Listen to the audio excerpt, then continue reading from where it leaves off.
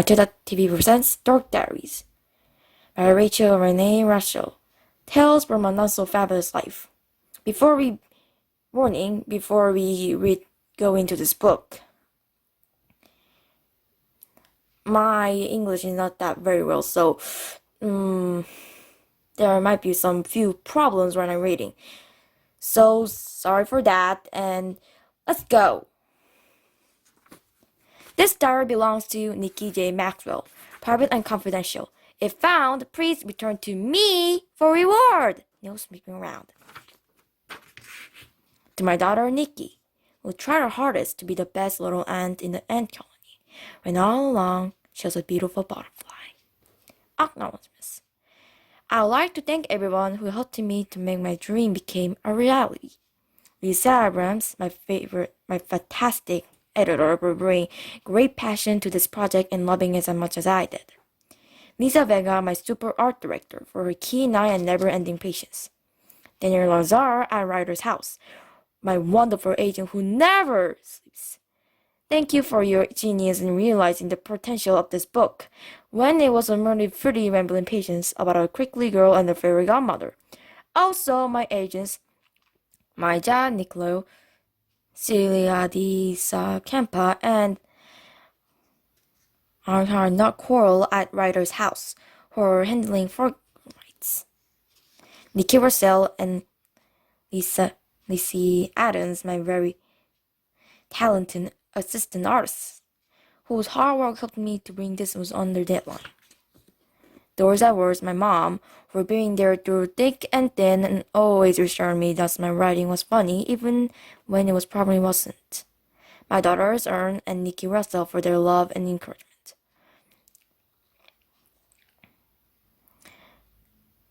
Ariana Robinson, Michaela Robinson, and Sydney James, my twin nieces, for being the sweetest, most fabulously fab and totally brutal and quick partners an author could have wished for. Saturday, August 31. Sometimes I wonder if my mom is brain dead. Then there are days when I know she is. Like today. My drama started this morning when I usually ask if she would buy me one of those cool new iPhones that would do most everything. I consider it a necessary of life, a second only to make maybe oxygen. What better way to clinch a spot in the CCP, cute, cool, and popular group at my favorite private school? When Center Country Day, then my dad's and then with a wicked new mobile phone. Last year, it seems like I was the only student in my entire middle school who didn't have one. So I bought an older, used phone super cheap on eBay. It was bigger than I wanted, but I figured I wouldn't go wrong for the clearance price for only $12.99. I put my phone no longer and spared my word that everyone could now call me with the juicy gossip of my new telephone. Then I counted down the minutes before my social life started heating up. I got really nervous when two of my CCP girls came walking down the hall in my direction, chatting on their mobile phones. They came right up to my locker and started acting super friendly. Then they invited me to sit with them, and I watched them and I was like, okay.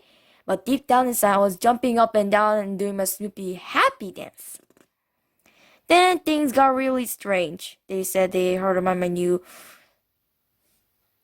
$600 Juxi content designer mobile phone and that everyone, meaning the rest of the CCP group, couldn't wait to see it.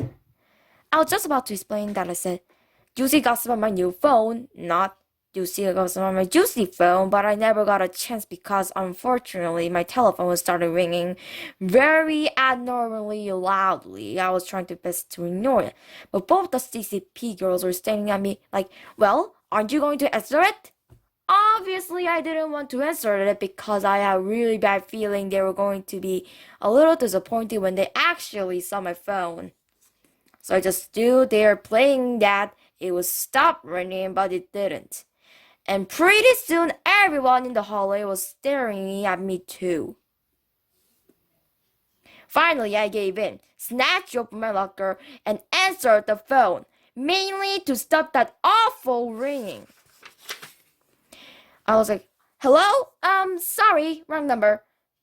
Then I turned around, but with the CCP girls running down the hallway screaming, make it go away! Make it go away! I guess it was probably meant they didn't want me to sit with them at lunch anymore, which they really sucked. The most important lesson I learned last year was that having a hardy phone or not at all can totally ruin your social life. While hordes of the celebrity party girls regularly forget to wear undies, not a single one was caught dead without her mobile phone. Which why I was nagging my mama to try me buying an iPhone. I tried to save my own money to buy one, but it was impossible to do, mainly because I am an artist and totally addicted to drawing. Like, I don't do it every day. I'll go nuts. I spent all of my cash on sketchbooks, pencils, pens, art camp, and other stuff. Hey, I'm so broke. I'm a millionaire on layer at McDonald's. Anyway, when mom came home from the mall, it was a special back to school present for me. I was pretty sure I knew what it was. She rambled on and about how attending a new private school was going to be a stressful time on the transformation personal growth, and how my best coping mechanism would do to communicate with my thoughts and feelings. I was absolutely excited because you can communicate with a new phone, right? Smelly Moody. I was kind of zoned out on most of what my mom was saying because I was daydreaming all about the cool ringtones, music, and movies I was going to download. It was going to be love at first sight. But after my mom finally finished her little speech, she smiled really big, hugged me, and handed me a book. I opened it and frantically flipped through the pages, figuring that maybe she had hidden my new phone inside. It was perfect sense at the time because of the advertisement. It was the tiniest model on the market.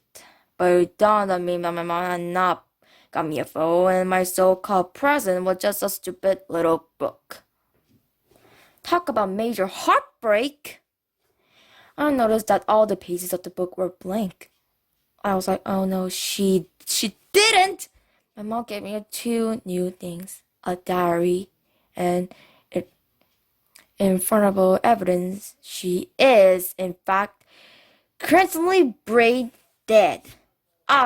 Absolutely no one writes their most intimate feelings and deep dark secrets in a diary anymore. Why? Because just one or two people knowing all your blitz could completely ruin your reputation. You're supposed to post some kind of juicy stuff online on your blog so millions can read it. Only a total dork will be caught writing a diary. This is the worst present I could have received in my entire life. I wanted to yell at my mom, I didn't need a stupid book with 288 blank pages. What I need is to communicate with my thoughts and feelings to my friends using my very own mobile phone. Wait, silly me, I keep forgetting I don't have any friends yet. But I could change overnight and I need to be prepared with a shiny new phone. In the meantime, I will not write in this diary again. Never, ever. Monday, September 2. Okay, I know I said I never write in this diary again. I meant at the time, I'm definitely not the kind of girl who curls up with a diary and a box of Guava chocolates to write a bunch of really sappy stuff with my dreamy boyfriend. My first kiss or my angers about the whole fine discovery that I'm a princess of a smell speaking princess and now we're millions. This is not so me. This is so not me. Pretty big designer clothing, brains beauty, perfect skin, shiny hair, cute, really habit of twirling hair that drives the guys wild, manicure, chocolates from my adoring boyfriend, perfect body, extending diary, where's a tiara? My life totally sucks. All day I wonder why my new school is like a zombie lip gloss. Not a single person bothered to say hi. This is me. Most of the time I feel invisible.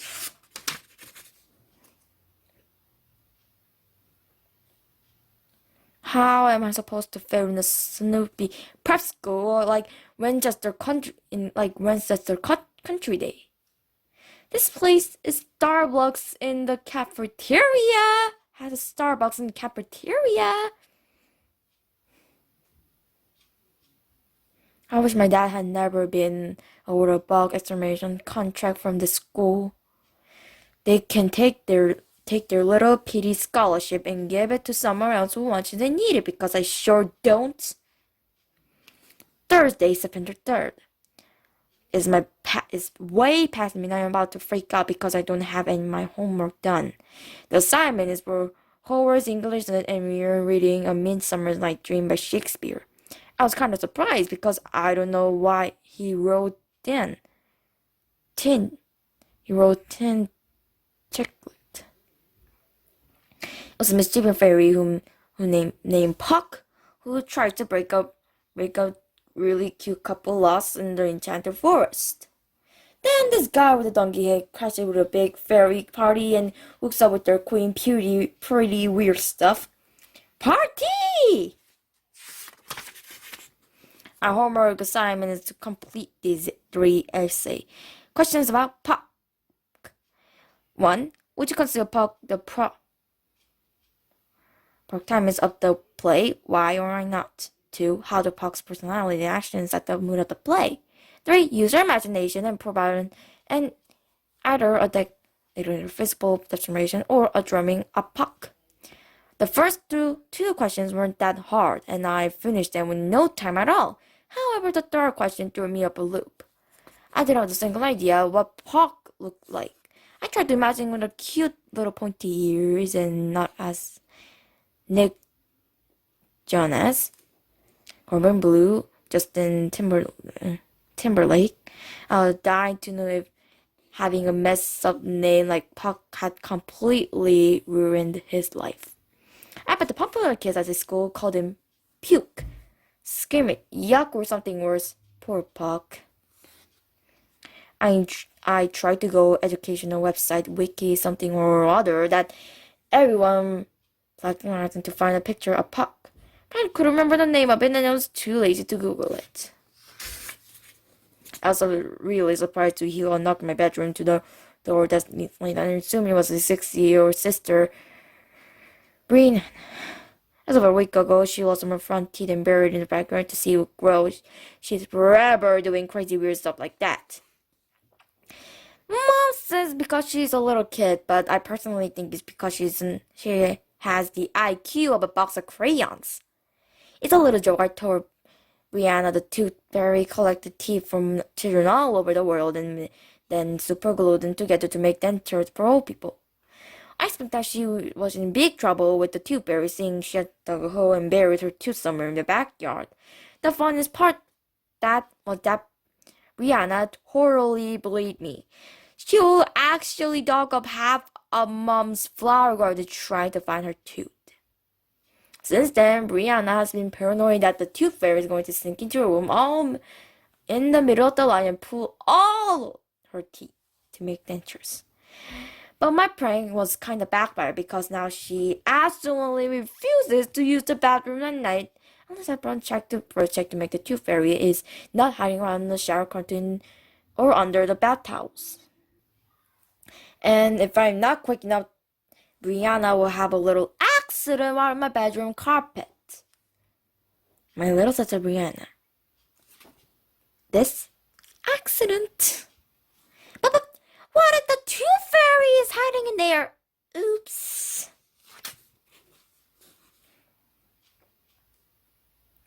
Unfortunately, I had to learn the hard way that continuing to the TV commercial, carpet fresh does not remove all odors. Lucky for me, it wasn't Brianna at my door, but my parents. Before I could say, come in, there's a barge in like they always do, which really irritated me because this is supposed to be my room, and as an American citizen, I will content and right to privacy, which they keep invading. The next time my parents and Brianna come rolling up there, I'm gonna scream, "Hey, why don't you all just move in?" Anyway, my parents said they were surprised to see that I was still up doing homework and they wanted to know how things were going at school. It was really strange because just I was about to answer at a total meltdown right on the spot and burst into tears. My parents were shocked and stared at me, then at each other. Finally, Mom hugged me and said, "My poor little boo-boo," which only made me feel worse. Not fitting at school was bad enough, but now I have to suffer the additional humiliation of being the only 14-year-old still being called little boo-boo. Suddenly, my dad's face lit up. "Hey, I got a great idea. You know you've been under a lot of state with our move and your new school, but I bet if you posted some positive affirmation all around the house, it will help you adjust, you think?" I was like, "Okay, Dad, this is what I think. It's a stupid idea. Like sticking out the corny sayings on them and solve my problems being total loser at school. You wanna know what else I think? The article I read about my brother's information chemicals killing our brain cells is probably true." But I just said in my head, so no one hear it but me. My parents kept staring at me and was starting to creep me out. Finally, after what seemed like forever, my mom smiled and said, "Honey, just remember, we love you, and if you need us, we're right down the hall." They walked back to the bedroom, and for several minutes I could hear their muffled voices. I guess that they were probably discussing whether or not I should be committed to a medical hospital right then, or first thing in the morning.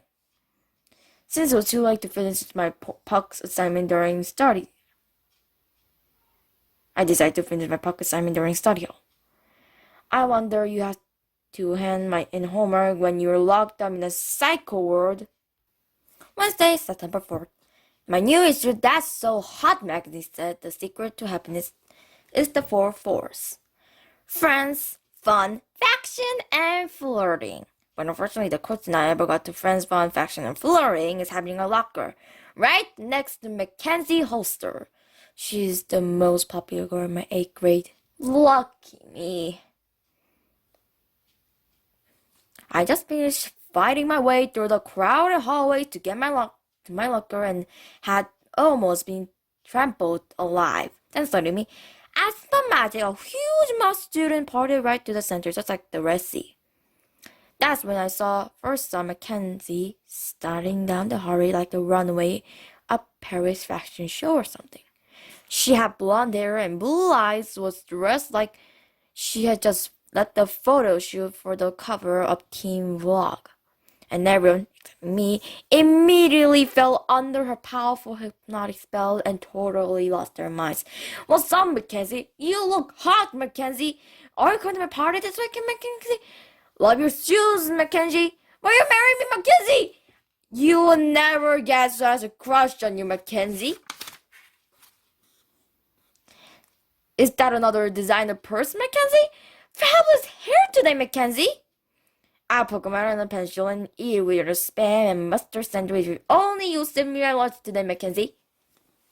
Which also provides a theory there's always at least one seriously mentally ill weirdo in every middle school across America. It was like, "Mackenzie, Mackenzie, Mackenzie," when she walked by my locker next right to me. I knew then they're not going to have a very bad school year. Being so close to her, reading her awesome yet sickling perfection just made me feel like a human loser. And it didn't help that she was hogging most of my personal space. Hey, it wasn't like I was jealous of her or anything. I mean, how totally juvenile would that be? Between classes, Mackenzie and her friends are forever standing in front of my locker. G. What does that mean? Giggling, gossiping, glossing. And whenever I get the nerve to say, "Excuse me, but I really need to get in my locker," she just ignores me and rolls her eyes and says her stuff. Like, ain't knowing much. Or, "What's her problem?" And I'm like, "Hey, girlfriend, I don't have sticking problem." But I just stayed inside her head, so no one really heard it, except me. However, deep down, I'm troubled and ashamed that a tiny part of me, a very dark and primitive side, would totally love to be best friends with Mackenzie.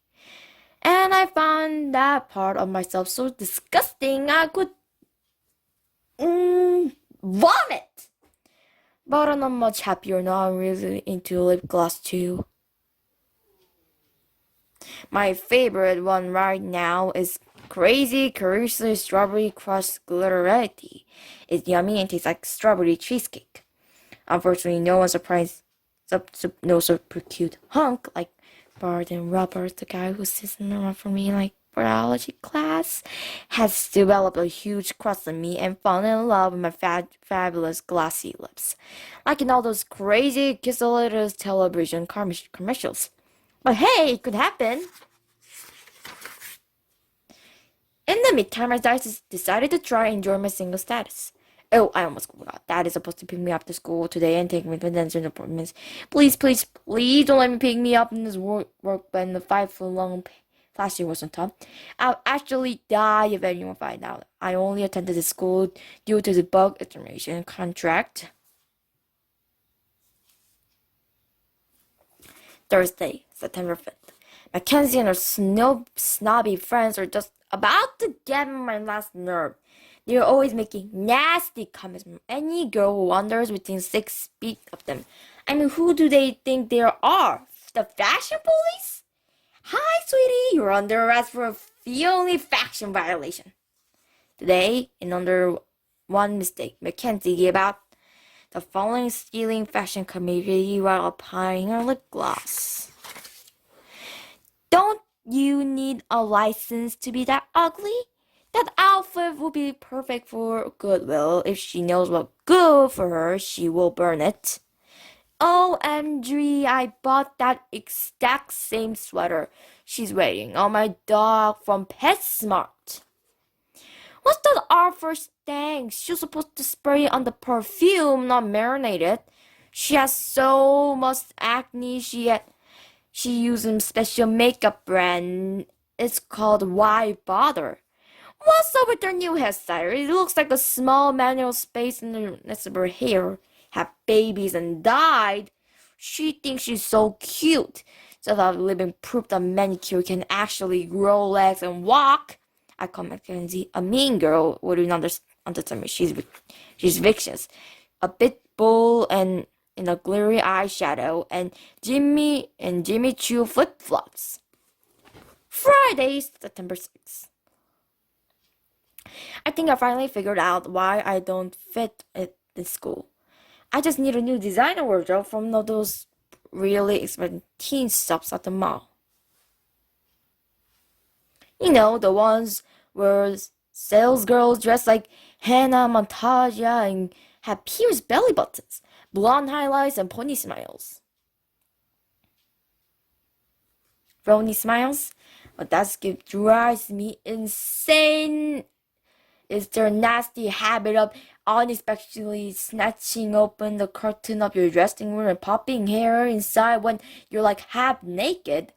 It's enough to make you want to slap those blonde highlights out of their hair. And when you look at the mirror, you can obviously see that the outfit looks horrible on you.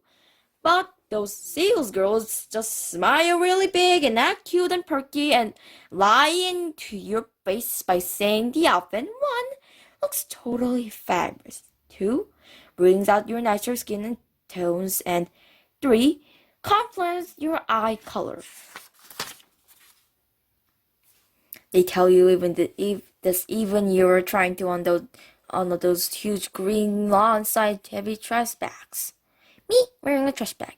Ooh, that looks so cute on you. I also hate clothes that are snobby.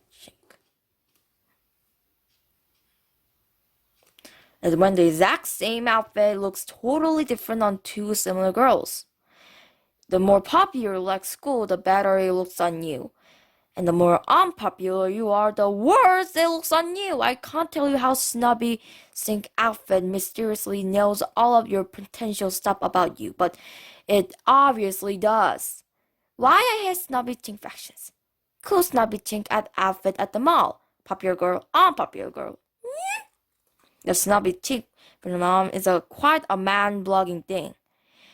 Hopefully, Congress will allocate funding for scientists to study it, among with how socks mysteriously disappear from the dryer. But until then, buyer beware!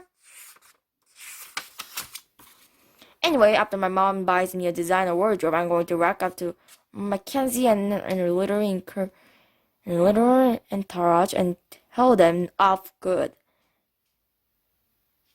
But before I say anything, I'm going to put my hands on my lips and do the neck roll thing like Tyra Banks, just to show them how much attitude I really have. Tyra says every girl must find her own inner beauty deep down inside and ignore all the haters. She's so sweet and a wonderful role model. Although I have to admit she's kind of scary on America's Next Top Model. Especially when she's screaming out those pro contestants like, "You fat working snakes! You never ever making the modeling industry like I did! You have no idea how much I bled and suffered, and wipe the smug of your face before I slap your little." Then she starts crying history topping tic-tac brickness. I just love that girl. I decided I'm going to tell Mackenzie right out of her face, like, "Oh, maybe the last day of school." That's because your friends and their clone dress like fastest.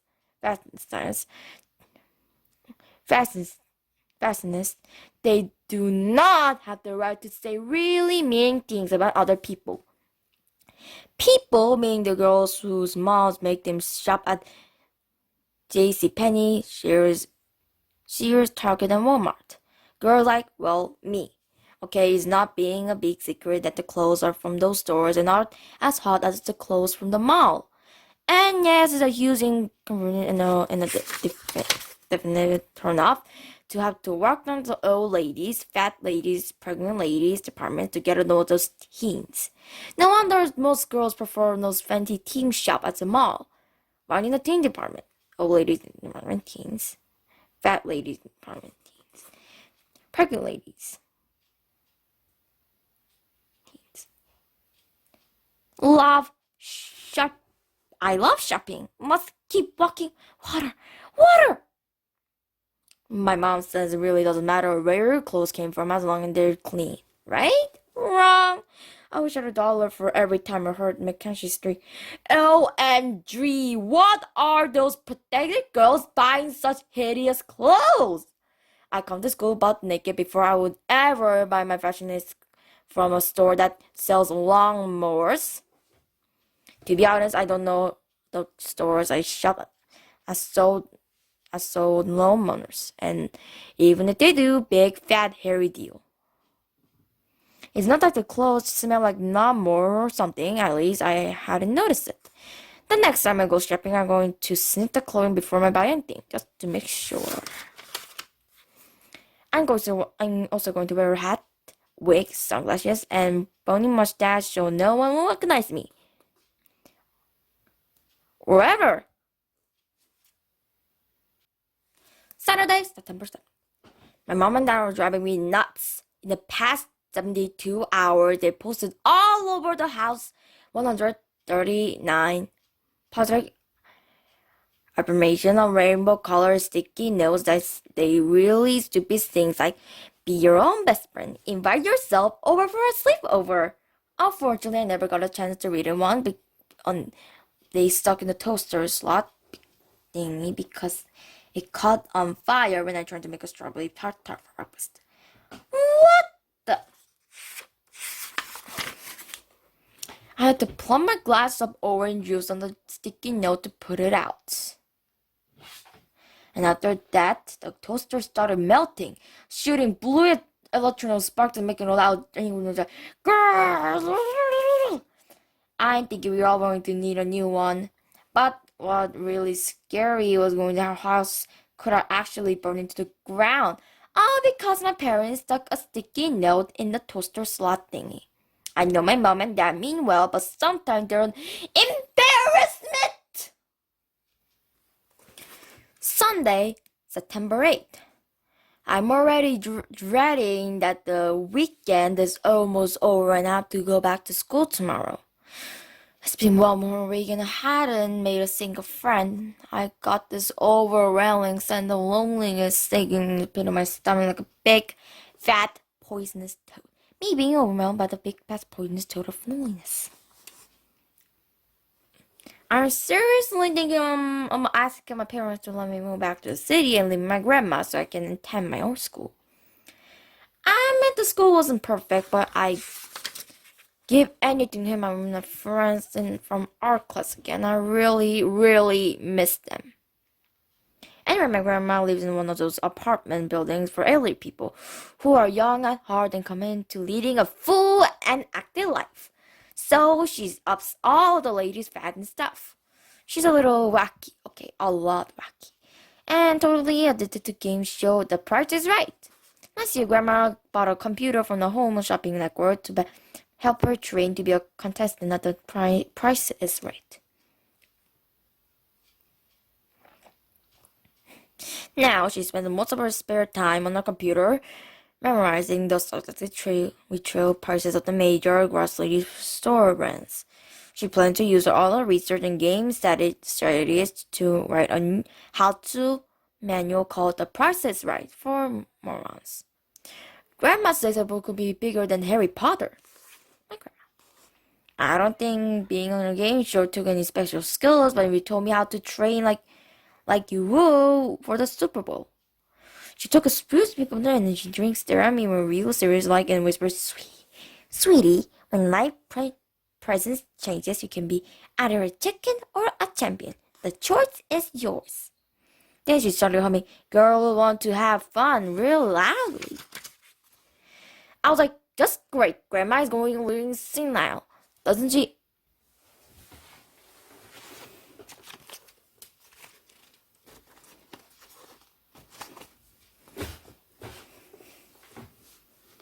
Doesn't she understand that some things in life you're stuck with and powerless to change? Jeez! But I have to admit she got pretty good at Price is Right. The last few times I saw her playing along the game show, she got every single price correct. It was amazing because she would have won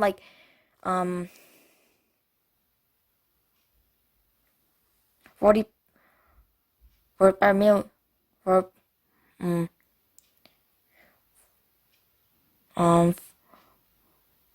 5,4,9,321 in cash and prizes, including three cars, a boat, a trip for two, and Niagara Falls, and lifetime surprise of defense, although deepers. I gave her a big hug and said, Grandma, you have mad skills at the Price is Right game, and I'm really proud of it, but you really try to get out the house more often. Grandma just smiled and said her life is exciting now. Then she take a hip hop dance session at the senior center, and her dance teacher, Crump Daddy, is dope. Then she asked me if she wanted me to bust a move. She actually pretty good for a 76-year-old. Grandma's a little wacky, but you gotta love her. Monday, September 9th. This morning, the halls were plastered with colorful posters for random arts of every grade on our annual school art show. I'm super excited because the first prize for each class is $500 cash. Sweet! Or was it 500 cents? 500 cents each. Cash is sweet. There'll be enough for me to buy a mobile phone, a new outfit from the mall, and art supplies. But most important, winning that reward could transform me from a solemnly challenged art dork to a solemnly charmed art diva practically overnight. Who think my art skills could get me into CCP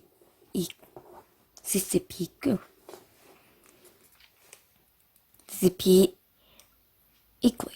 So I rushed down to the school office to get an entry form and also supply to see a line how we're informed. And guess who was there picking one up? Mackenzie. And usual, she was blotting now. So, like, since I'm going to be a model slash fashion designer slash pop star, I already have a portfolio of seven very hot fashion illustrations for Fab Forever clothing line, which I'm going to plan to wear my stuff in the world of tour at the opening at first. Millie Price, who of course will head over the heels of my designs and bilingually dark work. And I'm going to unite the presentation of Yumi at Harvard, Yale, and the Western faction internal colon cosmology, which BTW is all by my aunt Clarissa. Okay, I'll admit I freaked out about having a complete against Mackenzie. She's just staring at me with her icy blue eyes, and my stomach felt queasy and got chill bumps. Then suddenly I'm apparently had an leg, and I totally understood what my grandma meant when she said, "You can be a chicken or a champion. The choice is yours." So I got all my strength and determination and took a deep breath and mustered all the courage to decide right on the spot I was a big fat chicken. And yet, from the center as I was about to pick up the entry formed for the radar show, I just froze and stared like a chick clucking like a hen. Buck! Then Mackenzie like me entering the competition was the most ridiculous thing I ever heard. Then spotted a yellow sign up sheet. Libraries shelving assistance. I realized that LSAs. Every day during starting out, few his kids get exhausted to go to the school library to sell books. An LSA life about exciting as watching a paint dry. So instead of trying to achieve my dream of winning major art competition, I very stupidly signed up to shelve dusty and boring library books. My future miserable life as a library shelving assistant. Cup. Freeze! I see another move. I'm going to puke. And all is all Mackenzie's fault. When I reported to the library during study hall, the librarian, Miss Peach, gave me a tour. She told me I'll be working with the two other girls who had signed them last week. But what I wanted to know who in their right mind would sign up to shelve library books as an external activity? At least I had a good excuse. I did while temporarily staying for Mackenzie's icy stare, which froze my brain cells, slowed my heartbeat, and totally immobilized my body so I couldn't decide for the avant-garde art competition.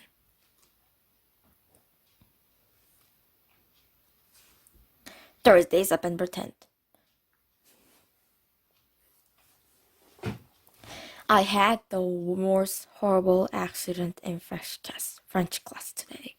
While I was talking my French textbook out of my backpack and perfume body spray called Sassy Sasha fell on the floor. Unfortunately, my little white nose tingly popped off and it was just spraying until the entire can was empty. My teacher, Mr. Something or other, I can't pronounce his name because it sounds like a sneeze, started yelling a lot of stuff in French that started me off like swear words. Then he evacuated the students from the classroom and because everyone was coughing and choking and their eyes were running very bad. And while we're standing away waiting for the smell to go away, he asked me very rudely in English, which I do understand, I was trying to kill him. Okay, first of all, I don't like French class that moment. And second of all, it was just an accident.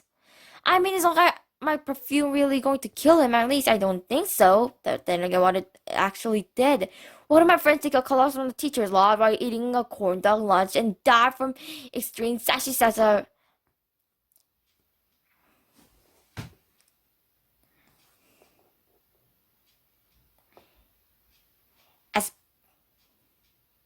epidemic. And what if for 3 whole days no one noticed the foul odor coming from his dead body since the school lunch is normally like a lot rotting flesh? The police will launch an investigation and I will be the main suspect. Then the CSI, many crime scene expert, will come to sample text on my friend's teacher's nose hairs and find traces of Masashi Sasha. They will figure out that I was the guilty of familiar him and then to close my body spray. Then again, one of the CSI series security planted all the physical evidence on MOI. BTW MOI is friends for me. I ended up getting the electric chair during my freshman year, which would totally suck. And then I would be like totally peeved from because I missed driver's ed class and my senior prom. You gotta believe me, I'm totally innocent. I'm not to do half that's on my bedroom. OMG, a dead body. How did he get there? Now that I just think about Mr. Something or Other, I just lost Mackenzie because she's really good at French and she can pronounce this weird sneeze sounding name. I bet if she dropped her sassy body spread in the classroom and knows this thing popped up, he would not have yelled at her or her excuse her of trying to kill him. That because Mackenzie is Miss Perfect. I bet she's going to win the avant-grand competition. And afterwards, just out of spite, she'll probably check out 189 books from the school library and return them all the next day. Of course, I'll be the one stuck having to put each and every one of them away since I'm a stupid library sobbing assistant. My particular life is so unfair it makes me want to scream. Wednesday, September 11. Today, everyone in the cafeteria was super excited because Mackenzie was hanging out with invitations to her big birthday bash. The way Lisa Wang and Sarah Grossman were crying and hugging each other, you would think they were going to be my super sweet 16 or something, but it was beyond disgusting. Mackenzie funny friends crying phony tears and giving each other funny smiles and funny hugs. Lisa Wang, Sarah Grossman. They remind me of the Olsen twins. For the life of me, I will never understood why those sisters were always hugging each other. They were the first set of non-Siamese twins who people actually thought who joined at the hip. For the rest of the day, everyone Mackenzie invited to her party sucked up to her like a human vacuum cleaner, except for Brandon Roberts. When she gave him an invitation, she tried to flirt with him by twirling her hair and her finger and smiling big. She even accidentally dropped her purse so he could pick it up for her, just like Drea says to do when you're trying to get a guy to notice you. But Brandon just glanced at Mackenzie's invitation, shoving his back and walked right past her. And boy, did she get upset when she blew it up like that. Then a bunch of jocks trampled all over new $300 very roundly bad before she could pick it up the floor. Personally, I kind of like the dirty footprints better than that boring floor pattern. Anyway, Brandon is so cool! From that I can tell he seems to be the quiet rebel type. He's a reporter and a photographer for the school newspaper and won a few awards for his photojournalism. Once he actually sat at my lunch table, but I don't think he noticed me staring at him. Probably because his shaggy, wavy hair is forever falling into his eyes. And today in biology, when he asked he could take a picture for the school newspaper and me this dissecting my frog, I almost died. I was shaking so badly I could hardly hold a scalpel. And now every tiny detail of his perfect face is permanently etched in my mind. Is it possible that I am falling in love for the first time? The biology of my heartbreak by Nixie Maxwell. I see you in my dreams in your favorite white button-down shirt, sitting across me in the cafeteria. I never seen anyone eat fries so beautifully. I see you in biology class, taking pictures for the school newspaper. When you whisper to the desk, my soul hold the frog at an angle. For it is only you who can make a photo of a digestive frog seems to vomit so live yet dead. It hurts to feel this way, to know that you never know me, to want to run my finger through dark wavy hair. As I realized that the putrid smell of frog oil and the stale gaze of life for his flock will forever remind me of us. Thursday, September 12th. During my gym class, the scared of balls girls were gossiping about Mackenzie's party. Like one of them would ever get invited. There were the prissy girls who hang out in small groups, scream history about a red ball comes near them. It could be a basketball, football, baseball, soccer ball, tennis ball, volleyball, beach ball, ping pong ball, mouth ball, or meatball. They are now very prickly. Scared of balls girls playing volleyball. Yuck! Giggle, glass up. Eek! Help! OMG, OMG! Chloe and Zoe freak out. Yep, you can always count on the strength of Bill's balls girls to screw things up and use a game for you. Red team wins 1 point. Your grade is plus A plus. Losers, hit the showers. Your grade is C. Game teacher. Our team loses. It really sucks to have girls like Chloe and Zoe on your team, especially if you actually hate taking showers after gym class. Just at the thought of showering at school makes me nauseous. It would totally be their fault if I catch some kind of incredible disease from slimy mold and mildew growing in those nasty showers. I hate showering in gym class. Me before showering, like slightly sweaty but clean and fresh. Me after showering completely covered in stank, mildew, and slime.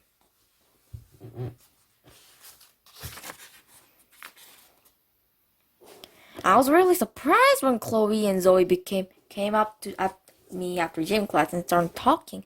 Of course, I pretended I was not teed up that for them for running away from the ball and making me have to take a shower. Appearing for our library, Mrs. Peach told them I was assigned to work with them at the library, and they were actually excited about it. Like, what is so exciting about sharing library books? I just play along and pretend to be the real as they were. I was like, OMG, OMG, I can't believe we're going to shelving books together. How cool is that? We ended up eating lunch together at table 9, and it was really not nice not having to eat alone for once. Chloe's full name is Chloe Christina Garcia, and her family owns a software company. It was amazing because she read all of the hard ladies' novels.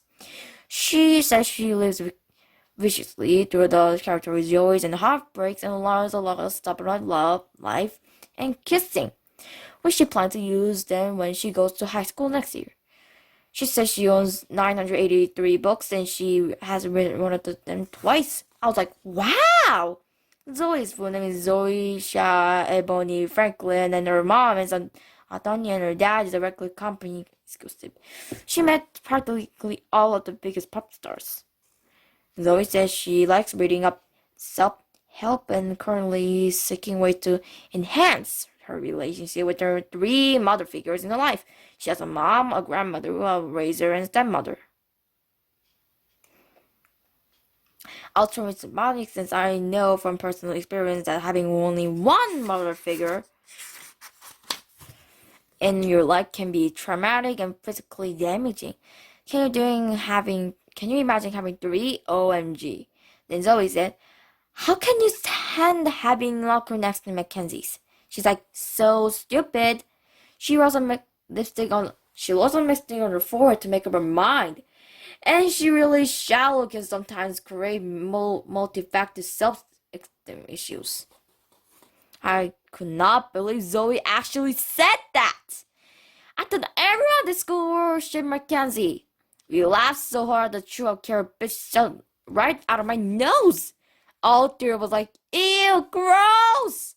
Then Chloe shared, hey, carrot flavored boogers that have the Mackenzie so she can sprinkle them over her tofu salad as the crow crab topping.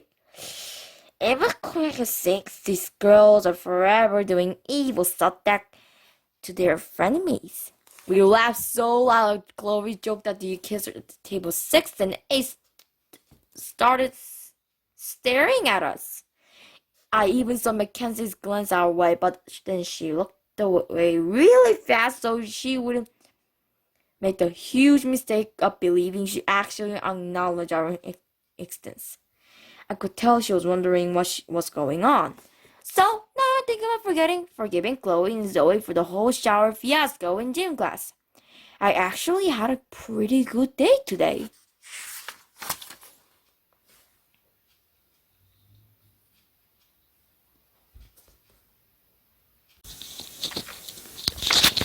Friday, September 13th.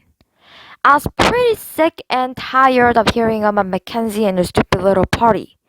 But since she's in my geometry class and I sat right behind her, I knew I was just going to have to suck it up and deal with it.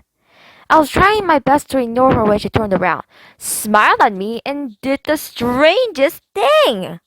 She handed me a bright pink invitation tied with a big red satin bow. I gasped and almost sped out of my chair. My brain was like, OMG, OMG, OMG! It was the most beautiful thing I ever seen, other than maybe the new iPhone I want. Who would have thought that I would get an invitation to the party this of the year? It dawned on me that this might be some kind of cruel joke. I looked up around the room with a hidden camera, half expecting Aston Kutcher. I can't believe he's married to a woman older than my mom.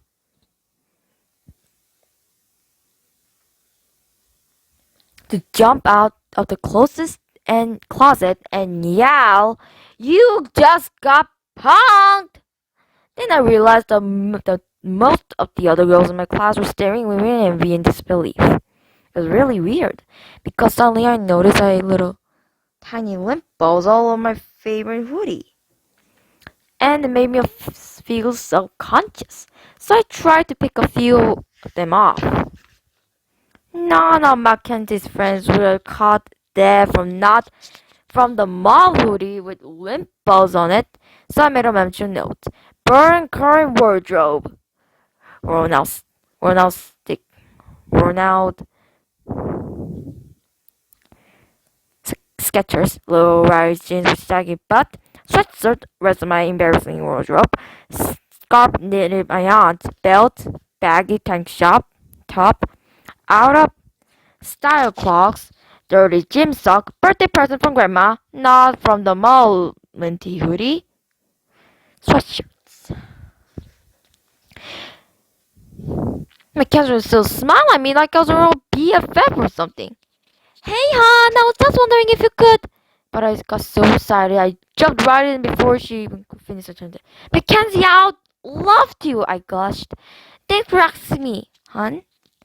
So I actually called her hon, though I always thought that word sounded super phony. And yes, I was pretty geeked and happy as when at the end, Hudgens found when she found out she was not getting kicked out of High School Musical 3. But mostly I was in shock. I could hardly believe I was going to Mackenzie's party. Soon I was going to have a really cool friends and a social life. Maybe even highlights. Pierce belly button and a boyfriend. I was starting to believe my That's So Hot magazine was right. Maybe the key to happiness were really friends, fun, fashion, and flirting. Me floating on the air, mini starshine rainbows and twinkling stars and pink cotton sandy clouds. Passionately clutching my invitation to Mackenzie's party over my heart. My hands were still striking as I untied the ribbon and tore open the envelope. Suddenly, Mackenzie narrowed her eyes at me and scowled like me. I was something smeared on the bottom of her shoe. "You idiot!" she hissed. "What are you doing?" Opening my invitation, I stammered. I was already starting to have a really bad feeling about this whole party thing. "Like I would invite you?" she sneered, flipping her blonde tresses and batting her long lashes at me in disgust. "Aren't you the new who hangs around my locker all the time, like some kind of creepy stalker?" "Well, yes, I mean, no, actually, my locker is right next to yours," I murmured. "Are you sure?" she asked. She said, looking up and down like I was lying to her or something. I couldn't believe she was actually protecting like she didn't know me. Like only out a knuckle next to hers, like forever. "I am very sure," I said. Then Mackenzie took out her crazy kissalicious lip gloss and applied like 3 extra thick layers. After gazing at herself in a little compact. A mirror for 2 whole minutes. She's so stuck on herself. She snapped shut and glared at me. Before you rudely interrupted me, I was simply asking you would pass my invitation to Jessica. How was I supposed to know you were going to rip it open like some uncivilized gorilla? Mackenzie spat. Me? Then everyone in the class turned around and stared at me. I could not believe my ears. How dare that girl call me uncivilized? Oh, okay, my bad. I was trying to sound coolly challenged about the whole thing while blinking back tears. Who's Jessica? Suddenly I felt a sharp tap on my shoulder. I turned to face the girl who was sitting at the desk behind me. She had long blonde hair and wearing pink, glittery lip gloss, a pink sweater, and a pink mist shirt, and a headband that teamed with fake pink diamonds.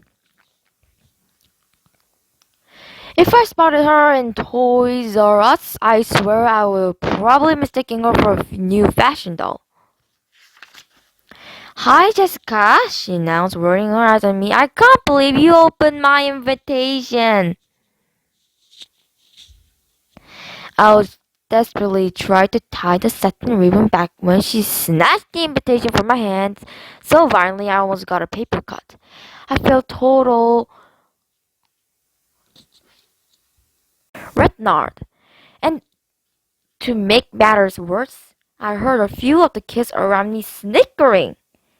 This was actually the most embarrassing moment of my pathetic little life. And I no doubt that in a matter of minutes, everyone in the entire school was going to be text messaging gossip about me. I was really when our math teacher, Mrs. Spark, finally started class. She spent the entire hour at the board reviewing how to calculate the violet cylinder, spear, and cone are upcoming test. But I was too freaked out to concentrate on maths and formulas, and I was totally not listening. I just sat there, staring at the back of Miss Kenzie's head, wishing I could disappear. I guess I must have been really upset because tears rolled down my cheek and spattered my geometry notebook. But I wiped it out with my sleeve of my not from the mall lint ball covered hoodie before anyone saw it. Even though I was totally bummed about the drama over the invitation, I wasn't that mad at Mackenzie.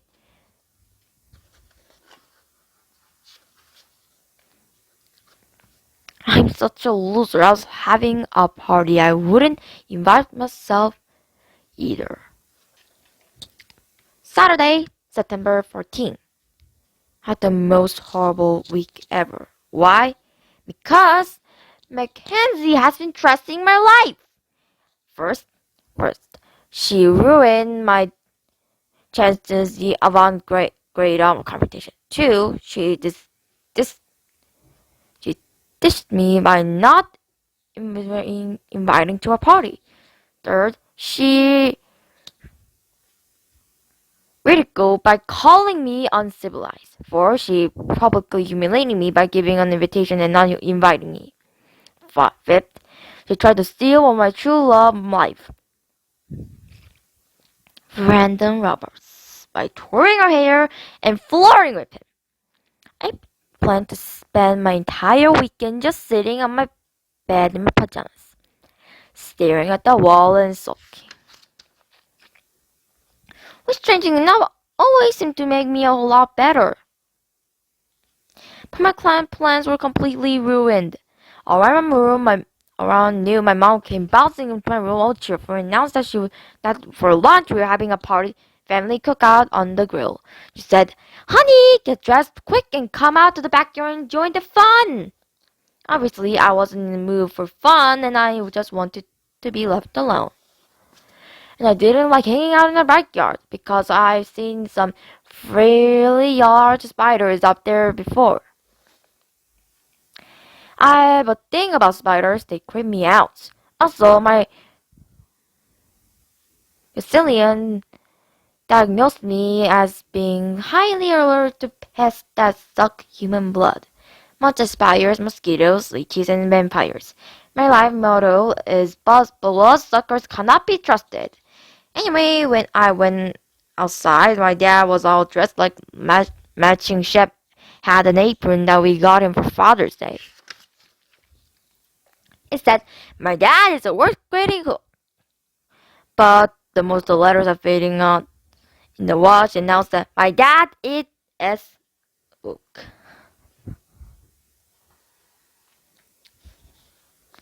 Nah, how we got that gift was actually kind of embarrassing. Mom drove me and Brianna to Walmart and gave us $30 to spend on a nice Father's Day present for Dad.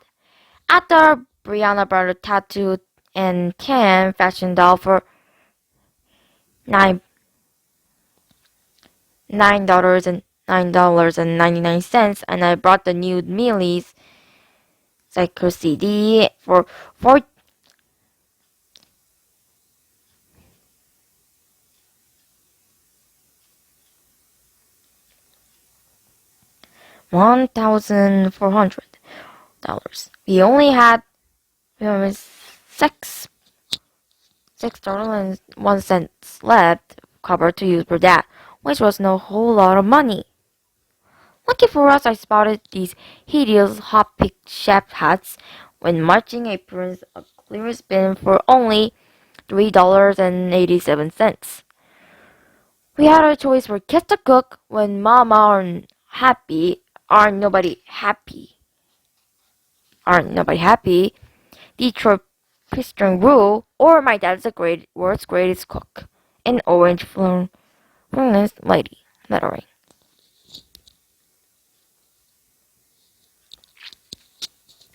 And since the gift was a dirt cheap as we had, like $2.14 to buy a Father's Day card.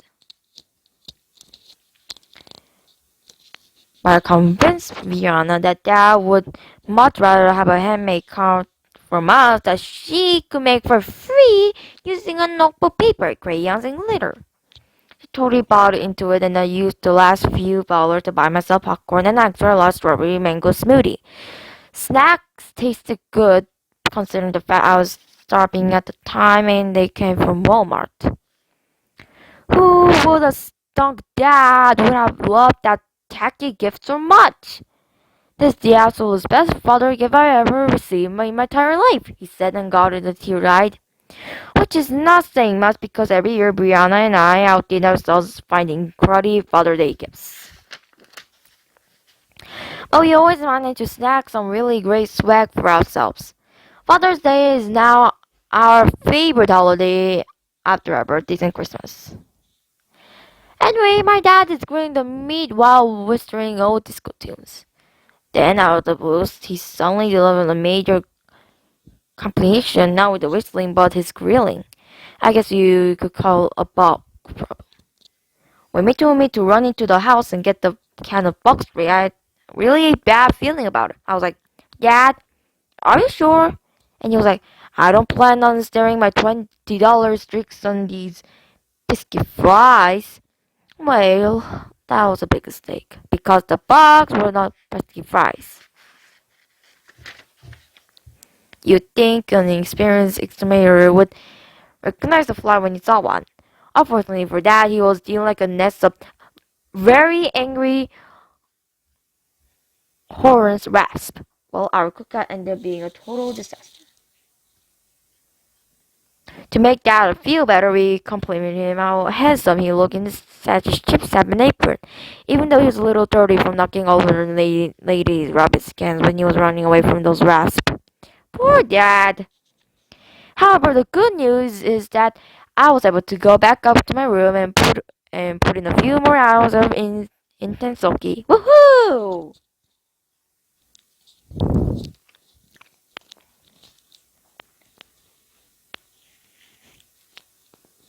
Monday, September 16. Today we have our maths text on calculated volume, and I was really nervous, mainly because I'm not that good at maths. The last time I got a decent grade in the subject was way back in first grade. And even then I almost got half the problems wrong. It just so happened that I sat across from Andrea Drosky, the smartest girl in the entire first grade. We were taking a test on addition when I kind of accidentally noted that Andrea's answer to one of the problems was different from mine. So, on the last minute, I decided to cross my answer with X and use the one I come up with. It's a good thing I did too, because I got an A on the test. My teacher was so pleased with my miraculous improvement. On a good day, I usually did D plus work. She gave me a smiley face glow star. And only genius like Andreas Trotsky earn smiley face score stars. Since I moved into a brilliant math scholar, I also won the Class Student of the Month award and my picture appeared in our community newspaper. Nikki Maxwell. Me in first grade with a perfect score on my math test after Andrea Sorowski and kind of helped me out a little bit.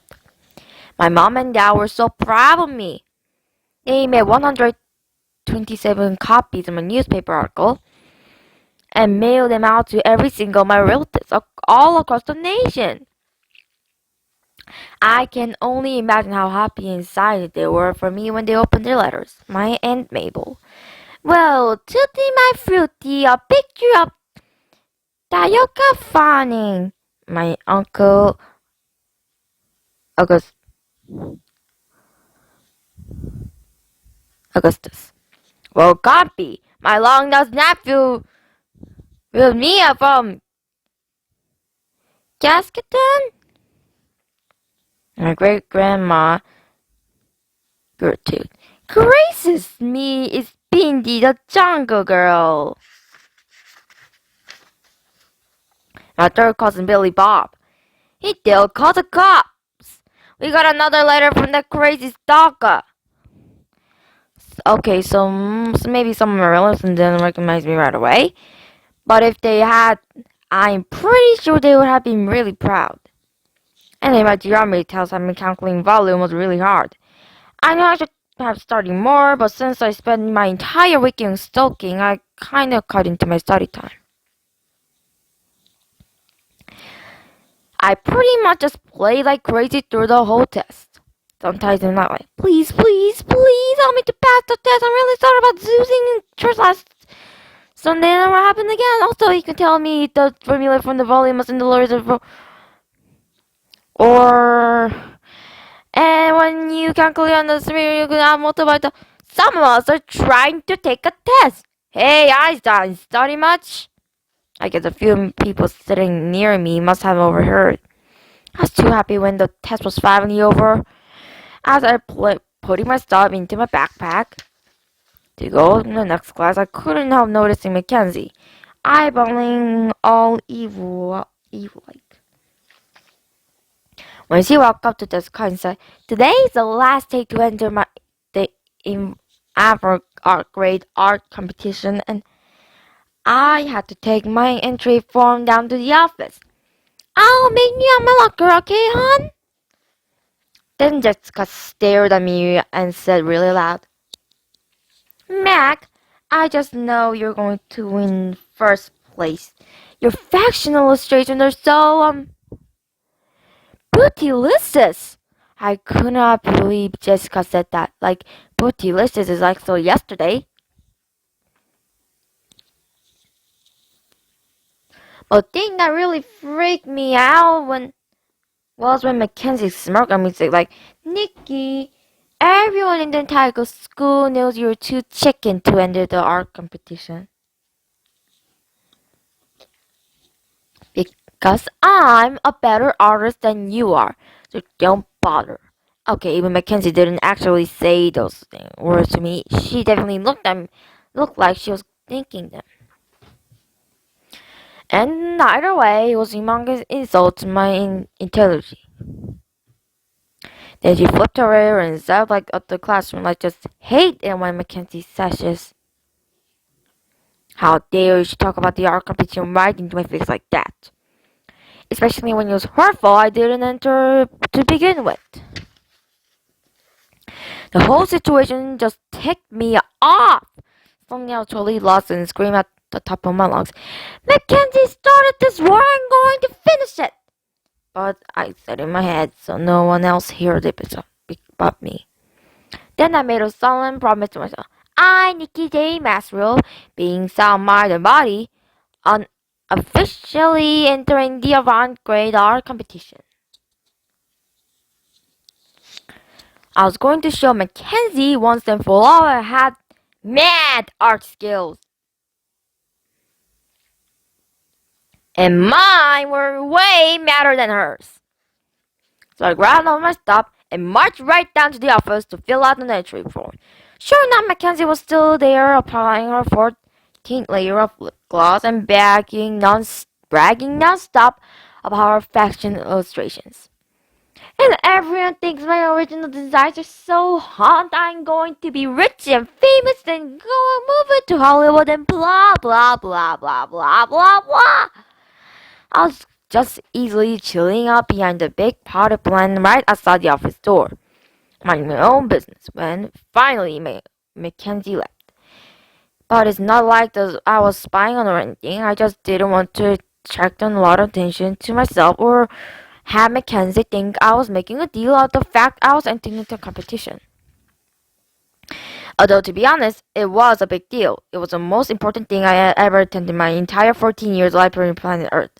I watched the office and quickly filled out the entry form. As I handed it to the assistant, I felt a rush of panic, excitement, and nausea, all mixed up together, running around my stomach like leftovers in a garbage disposal. I walked out of the office and collapsed against the wall. My heart was pounding so hard I could hear it in my ears. I began to wonder that the whole thing was a big mistake. Then out of the blue, I got a really creepy feeling that someone was watching me even though the hall seems empty. Suddenly I leaped in the plant hidden behind, moved, and I saw this eye staring at me. The two eyes. Very icy blue eyes. Mackenzie, yes, the Mackenzie, was peeking out at me from behind that big potted plant near the office door. She was like so busted. Finally, Mackenzie climbed out of the plane, then stashed it over to the drinking fountain like she was thirsty or something. But it was very obvious to me that she was just trying to use water torture to force me to challenge my mind about entering the art competition. Mackenzie tried to act all innocent and apologetic, like the whole scoring me water thing wasn't just an accident. But I looked in her big little eyes and I could tell she absolutely meant to do it. I could still not get over the fact she had actually caught I had actually caught her spying on me. Which made me kind of angry because I don't want to follow her around spying on her and getting all up in Kuwait switch, which become human's business. Well, at least not that often. Today was like totally an exception, mainly because we were both turning entries for the art competition at the same time. But to stoop how low to spy on me? That girl is one slick little puppy. Tuesday, September 17th. I can't believe I'm actually writing this while hiding the gender supply closet. I know it's super grudgy in here and smells like wet mildew mop, but I didn't know where else to go. Absolutely hate this stupid school! Finally, at lunch, I was carrying my tray and trying to get to table 9. We were supposed to meet Chloe and Zoe. Things were going pretty good because I managed to pick out the chalk table without the football players making those embarrassing fart noises in their armpits.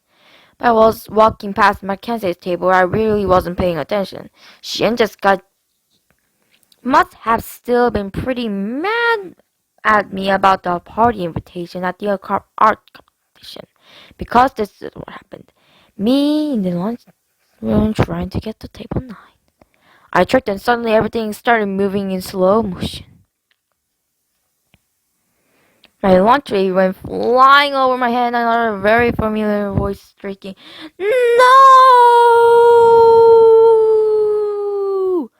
Then in horror I realized it was mine. I fell flat on the floor and I was so stunned I could hardly breathe. My spaghetti and cherry jubilee dessert was smeared across my face and in front of my clothes. I looked like a five-sided version of one but Verina's messy figure paintings. I just closed my eyes and lay there like a beach rail, with every inch of my body aching. And my hair hurt. However, the worst part was that the entire cafeteria was laughing like crazy. I was so embarrassed I wanted to die. I could barely see because I had cherry jubilee in my eyes, and it made everything look red and really blurry. Finally, I gathered the strength to crawl into my knees. But each I tried to get out, I slipped in the mixture of spaghetti milk. I fell back down again. I had to admit I probably looked hideous sloshing around in a lunch like that. But if it hadn't actually been happening to me, I definitely would have been laughing my bottom along with everyone else. Then Mackenzie folded the arms, glared at me, and yelled, "So, Nikki, you having a nice trip?" Of course, that witty little comment made everyone laugh even harder. It was the cruelest thing Mackenzie could have ever probably said, especially since she was partly responsible for my trip. I was so humiliated I started to cry. The good news was the tears washed all over the gunk of my eyes I could see again. But the bad news was all I could see was the guy kneeling over the camera during my face. And only one person in the whole entire school owns a camera like that. In a split second, I knew exactly what was going to appear in the front page in the next issue of school newspaper. And I was not to be sending that article to any of my relatives. VCD News. Lunchroom Disaster. Eighth grader wins a messier than a sloppy Joe by Brandon Roberts. It's very clear to me that somehow, Mackenzie had completely charmed Brandon with her awesome beauties and lured him to over the dark side. And then brainwashed him. How could my secret love of my life would do such a horrible and wicked thing to me? It felt like I've been spamming the heart with my favorite ink pen. Not the hot pink sprinkle wrong with the feathers, bees, and sequins in the end and left to die. On the floor of the cafeteria where everyone ran, watching and laughing by my beloved Brandon. And the most bizarre thing happened.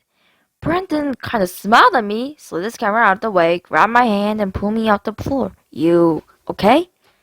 I tried to say yes, but my voice was just made a gludging sound like I was scattering or something. I swallowed and took a deep breath. "Sure, I'm okay. I had spaghetti for dinner yesterday, but I wasn't nearly this slippery." I cringed. I couldn't believe I just said that. I am such a retard. And I watched, spellbound, as Brandon handed me a napkin that seemed like slow motion. I almost died right there in the spot, and then her fingers actually touched ever so slightly, like a gentle bud wild squirrel slipping through sweet nectar, one of those dainty purpley flowers in my mother's garden that my dad actually spread and we'd kill her. How I loved in a split second as we were gazing into the deep, misty cavern of each other's wound souls. I will forever remember the words he whispered to my drum ear. I think you have something on your face?" I buzzed my ears and fell a wobbly. "Probably my lunch." "Yeah, probably."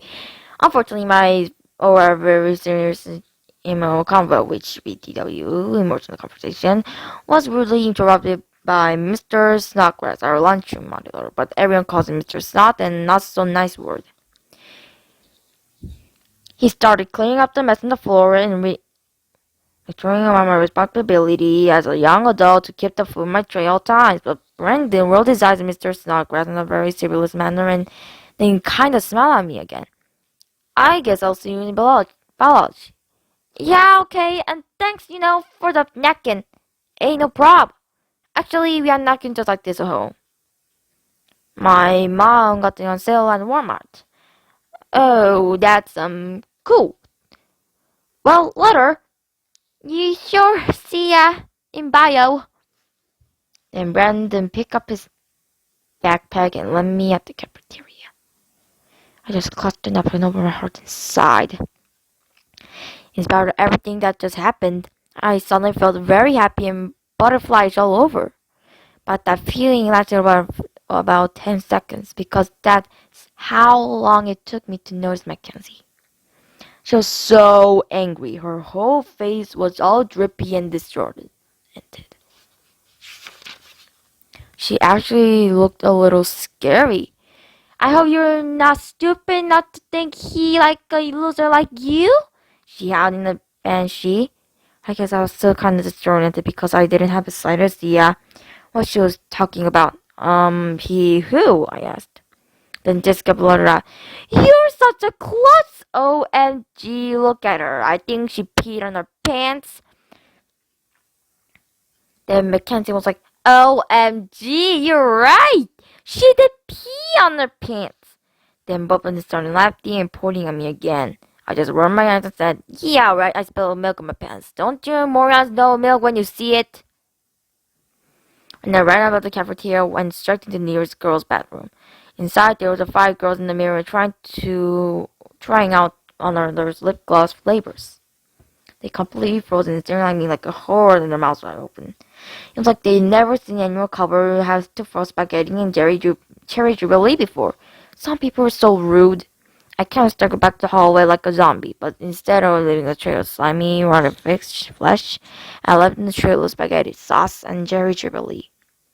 Then I noticed one at the door of the janitor's utility closet near the drinking fountain was cracked open a little bit.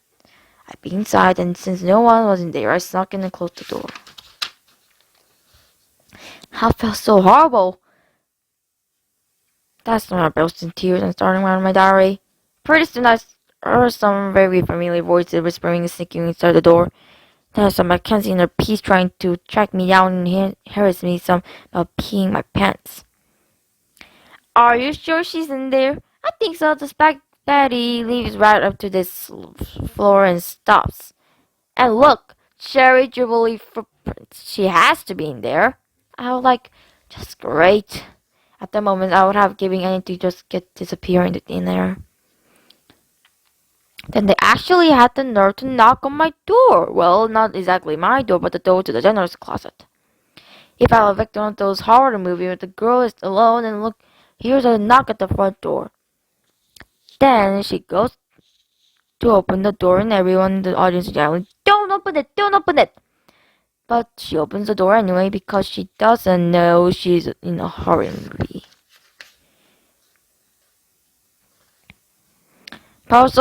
But I was not stupid. I knew I was trapped in a horror flick, so I didn't even open the door to the janitor's closet. All of a sudden, it got really crowded and suspecting it was a trick to make me think they had left. By feeling my gut they were still out there. Nikki, are you okay? We just heard what happened. Yeah, we wanted to make sure you were right. I finally recognized the voices. It was Chloe and Zoe. Zoe said, Girl, don't make me bust this door down because you know I'll do it. That kind of voice made me laugh because Zoe has trouble opening a locker.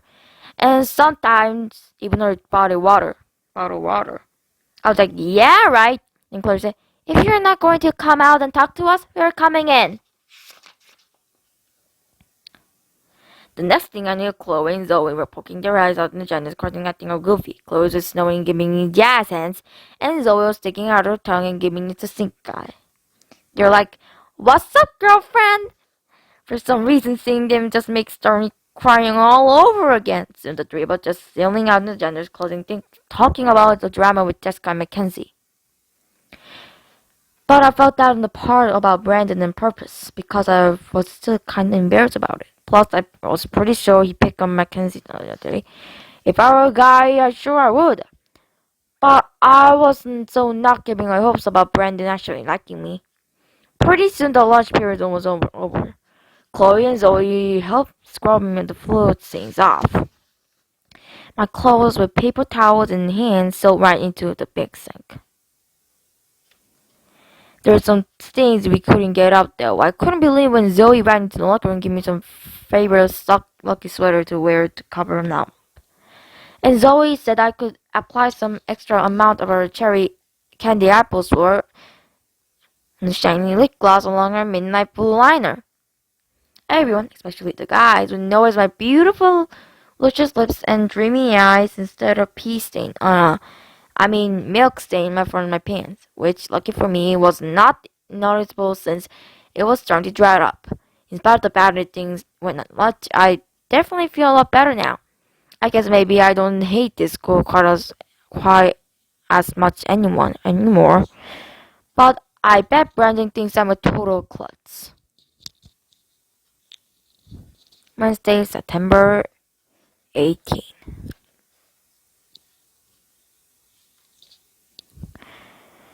I think I'm suffering from normal uniform euphoria. I know it's not some kind of really nasty disease where you cover from head to toe with itchy, runny sores or something easy like that. But actually the irrational fear of not having a mobile phone.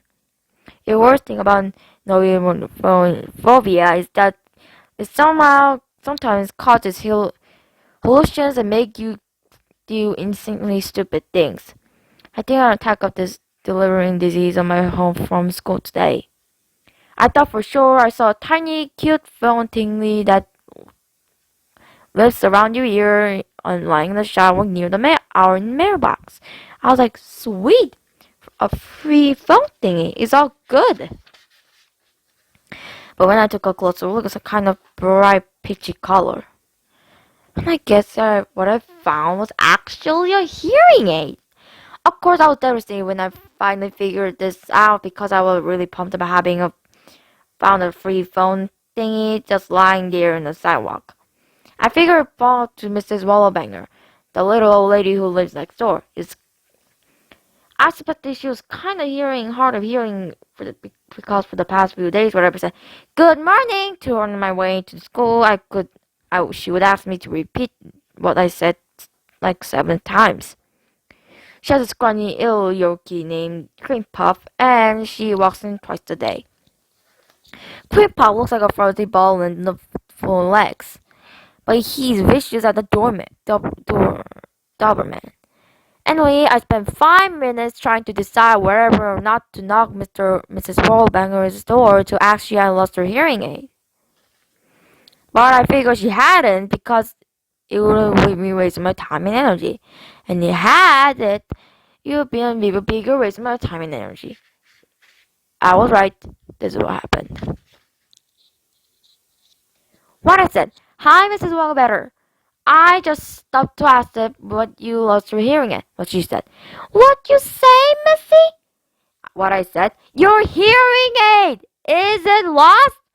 What she said, Speak up! Why don't ya?"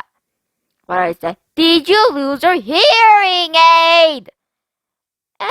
You say I need to lose my hairy legs? Hearing aid! Hearing aid!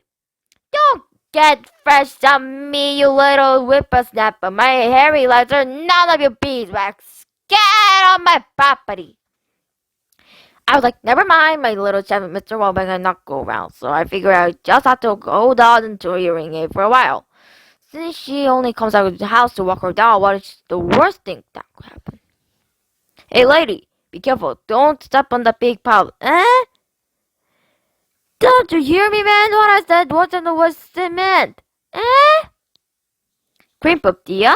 And that's how the man and caught on yellow belly swamp goods. Okay, so maybe the worst thing that could happen is Mrs. Warman will get run by the truck. But how could I really say it was my fault? Thursday, September 19th. Today, my social studies teacher, Mr. Simmons, reminded the class our project on our recycling can help stop global warming due on Monday. I didn't have the slightest idea what I was going to do. I figured I'll just wait until my creative juices start flowing and come with something the night before, like I always do. And when last time I saw a group of CCP girls crying about my Mackenzie rapping about a brand new product on a mobile phone. And got this, she had a phone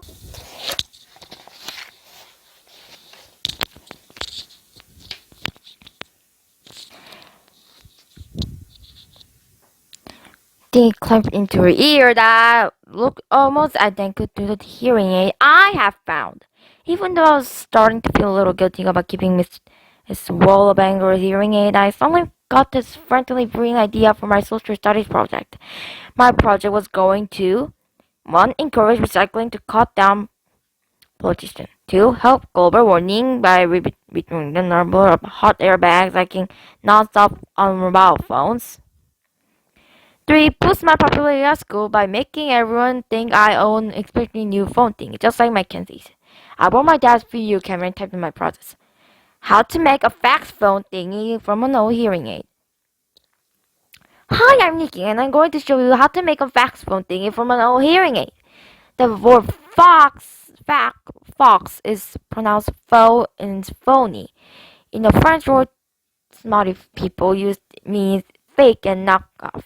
Step 1. Gather supplies. For this project, you'll need 1 hearing aid recycled, found, or borrowed. 1 paper plate. 1 can of spray paint, black or silver, depending on the model you can make. Step 2. Paint your hearing aid. Utilize my very expert and highly creative skills in arts and crafts, and I placed Mrs. Wolrang, my recycled hearing aid on a paper plate. Then I carefully spray paint a shiny metallic black. Next, I allow the pen to dry for 30 minutes. Recycling is a vital step for stopping global warming. A very fine fine teacher, Mr. Simmons, has taught our social studies class. Waits Mr. Simmons. Step 3. Make a script for your Fox calls. Even though your phone thingy will look so real, it will look for family and will fool your family and friends. You must always keep in mind that this is not real. This means you have to make up fox things to make you raving like 1. Theory. D. This is for me. I recommend using a very high-pitched voice for artillery. Or you can hum your favorite song on top 440 ringtone. 2. OMG, I can't believe she actually said that. I'm going to hang up and call. Insert your name on the big skull said. Right now. I really like to give away my mobile phone number, but I got so many calls on my friends and I'm not around to give it out anymore, so they take my phone. But if you like, I can put you my watching list to receive it. For hello, can you hear me now? You're breaking up. Hello? Another drop call. I hate having insert the name of a credit phone company as a service provider. Hello, I like order a large pizza with an extra insert favorite pizza toppings and order insert favorite pizza toppings. Thanks. Shoot, this stupid thing isn't working anymore. And my battery's low. I need to buy some more minutes. Sorry. The very convincing you lie. You tell someone else to borrow your cool phone to not make a quick call. Remember, this is not real. Step 4. Clip your Fox phone thingy to your ear and start talking. Congratulations! Your new Fox phone thingy is now ready for public use. Impress your family and amaze your friends. But most importantly, do your part to help stop global warming and recycling a hearing aid to your Fox phone thingy today. The end. Unfortunately, I had a little competition with step 4. After the night, I had to patient my humming ringtone so I could start receiving Fox calls in school tomorrow. I've been wearing my phone for only about 5 minutes before mid irritation and burning sensations around ear and ear around it. However, after 10 minutes, I started to full brown rash, a really itchy, irritating one. It didn't take long for me to come to the conclusion that the rash was my mom's fault.